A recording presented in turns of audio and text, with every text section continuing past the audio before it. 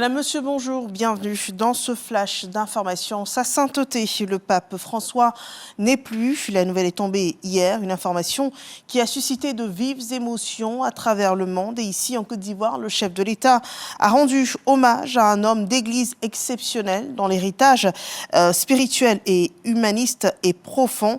Nous vous proposons cet élément sur les rapports entre le Vatican et la Côte d'Ivoire sous la direction du pape François. C'est avec Alexis Ouedraogo.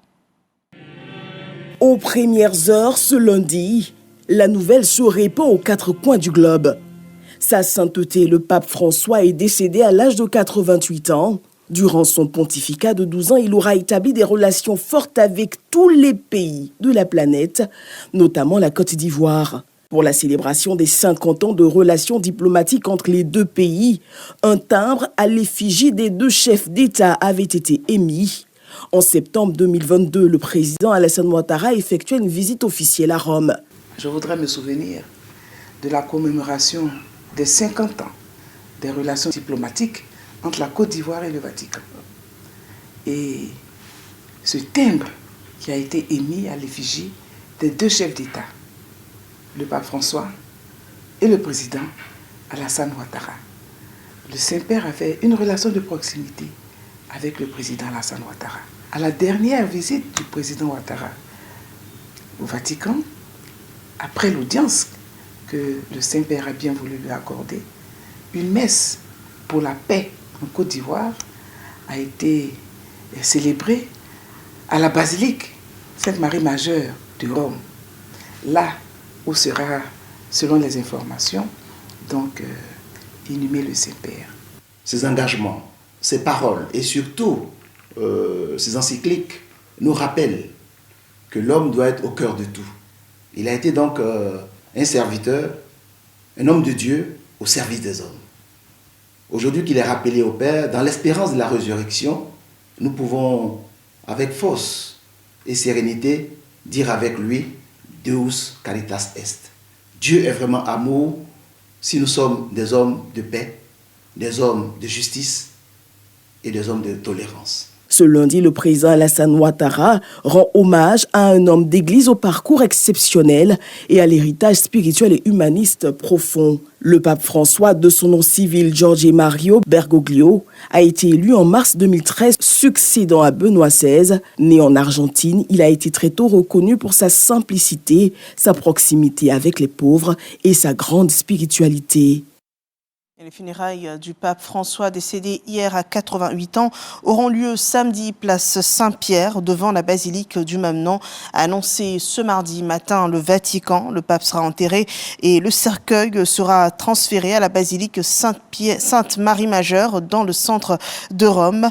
Pour l'organisation de ces cérémonies, les cardinaux sont réunis ce mardi au Vatican. Ils devront également planifier le conclave destiné à élire le prochain pape et prendre d'autres décisions concernant la gestion de l'Église catholique.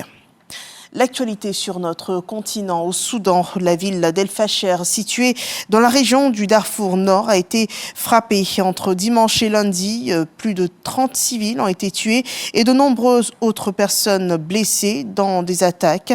Une offensive sanglante menée par les forces de soutien rapide. Ce groupe militaire, on le rappelle, qui est en guerre ouverte contre l'armée soudanaise depuis plus de 2 ans.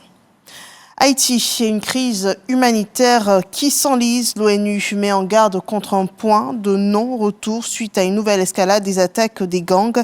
La représentante spéciale de l'ONU dans le pays, Maria Isabel Salvador, a appelé la communauté internationale à agir. Haïti qui subit une nouvelle attaque des gangs. Haïti et s'approche aussi d'un point de non-retour, alerte donc la représentante des Nations Unies, appelant donc à l'action la communauté internationale pour empêcher ce pays de plonger dans un chaos total. Et on note également que dans ce pays, entre février et mars 2025, 1086 personnes ont été tuées dans ces attaques. L'actualité aux États-Unis, c'est Google qui est de nouveau devant la justice dans une affaire de monopole.